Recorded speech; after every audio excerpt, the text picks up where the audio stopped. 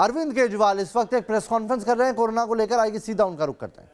मकसद से मुख्यमंत्री घर घर राशन योजना लाई गई थी।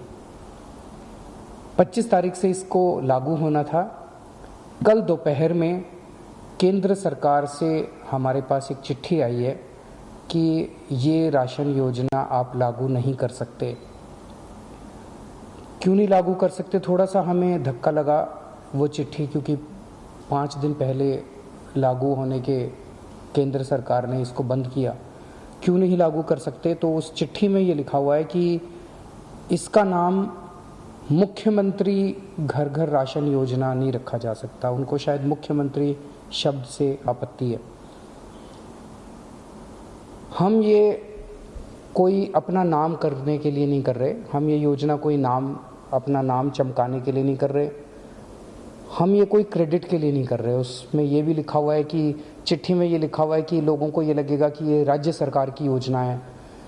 हम ये अपने क्रेडिट के लिए भी नहीं कर रहे। कोरोना के कार्यकाल में भी हमने कहा था कि दिल्ली के अंदर आम आदमी पार्टी सरकार किसी भी क्रेडिट के लिए काम नहीं कर रही। क्रेडिट सारा उनका, काम सारा हमारा, जिम्मेदारी सारी हमारी। हम इसी प्रिंसिपल पे काम करते हैं। तो आज सुबह मैंने अफसरों के साथ मीटिंग करी और मैंने उनको कहा कि इस योजना का नाम हटा दो।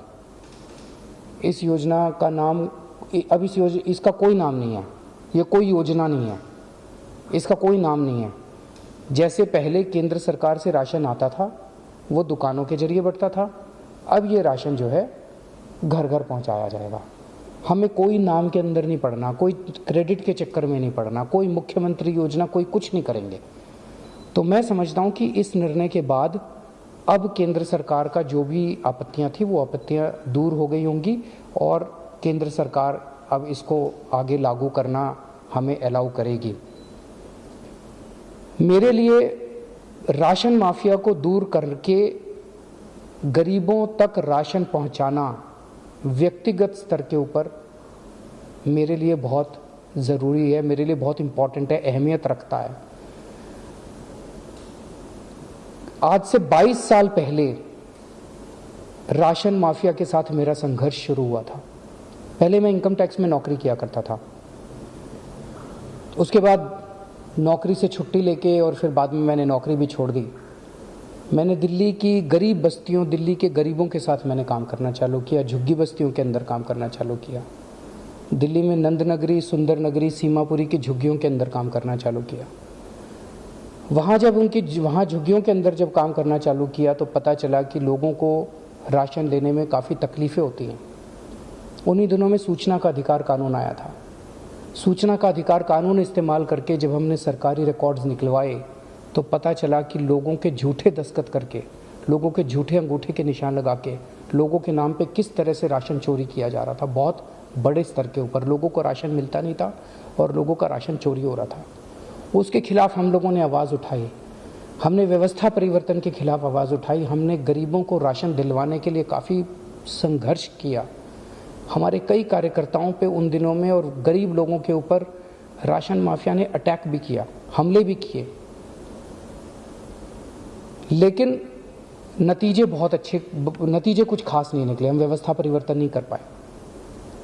किस्मत से, ऊपर वाले की दया से, लोगों के प्यार और मोहब्बत से कभी हमने सोचा नहीं था, लेकिन ऐसा हुआ कि दिल्ली में हमारी सरकार बन गई और अब हमारे पास निर्णय लेने का अधिकार आ गया। तो पिछले 3-4 साल से मैं व्यक्तिगत इस पूरे स्कीम के ऊपर लगा हुआ हूं कि किस तरह से राशन गरीबों तक, साफ सुथरा राशन, अच्छा राशन ईमानदारी से पहुंचे।